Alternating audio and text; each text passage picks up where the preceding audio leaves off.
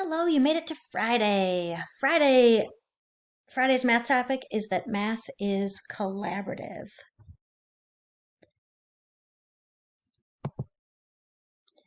So this is a quote from today's speaker. It's, "We should bring people in and inspire them to dream." I think that math has been treated like a gatekeeper subject, keeping people out. And so the big belief today is that if we communicate well, then math can actually allow people to come in and be part of the fun.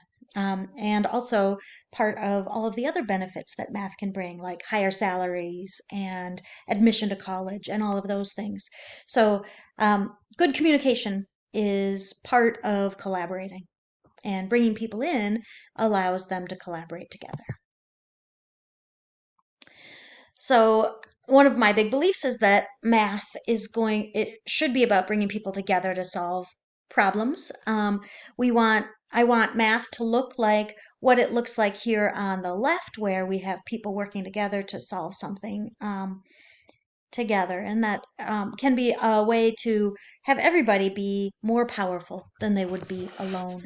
Of course, collaboration requires all of these things like trust and support.